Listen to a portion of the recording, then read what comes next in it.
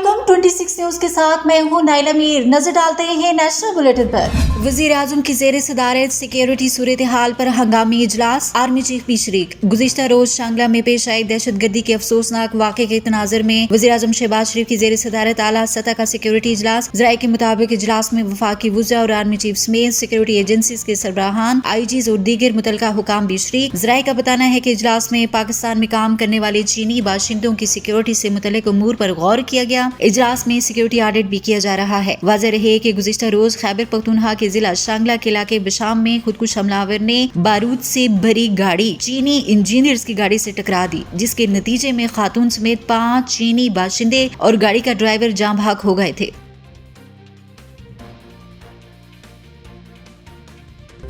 वज़ीर आला पंजाब ने नारकोटिक्स कंट्रोल के लिए मजीद पुलिस स्टेशन और चेक पोस्टें बनाने की मंजूरी दे दी। वज़ीर आला पंजाब मरियम नवाज की ज़ेर सदारत excise taxation and narcotics control का जायजा इजलास हुआ, जिसमें अहम फैसले किए गए। इजलास में नारकोटिक्स कंट्रोल के लिए 3 पुलिस स्टेशन बनाने की मंजूरी दी गई और मंशियात की स्मगलिंग रोकने के लिए 13 एक्साइज चेक पोस्टें कायम करने का फैसला भी किया गया, जबकि एंटी नारकोटिक्स के लिए नया महकमा बनाने की तजवीज पर इतफाक किया गया है। वज़ीर आला पंजाब ने टैक्स कंसल्टेंसी यूनिट कायम करने की मंजूरी देते हुए कहा कि इन लोगों को भी टैक्स नेट में लाया जाए जो टैक्स नेट में नहीं आते। मरियम नवाज ने इजलास में मोटर व्हीकल्स की रजिस्ट्रेशन प्लेट्स का बैकलॉग खत्म करने की भी हिदायत जारी की।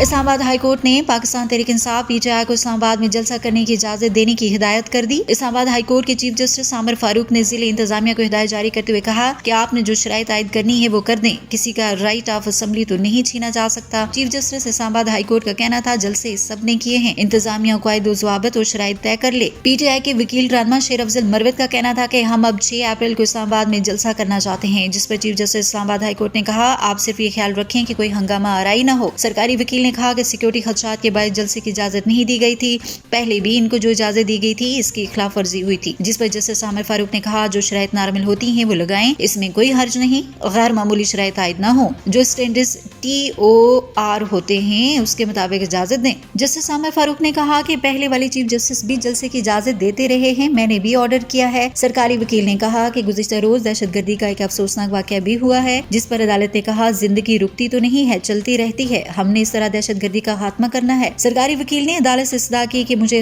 हदायत लेने का वक्त दे दें, जिस पर chief justice Islamabad high court ने कहा आपकी रजामंदी नहीं मांग रहा, फैसला मैंने करना है। अदालत ने जिले इंतजामिया को हिदायत की कि पीटीआई को इस्लामाबाद में जलसा करने की इजाजत दी जाए।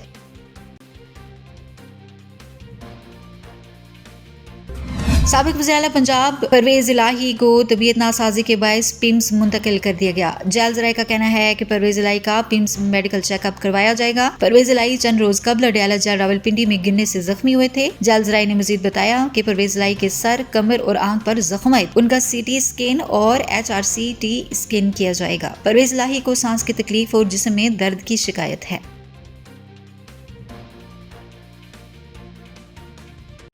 अब तक के लिए इतना ही। मजीद खबरों और अपडेट्स के लिए देखते रहें 26 न्यूज।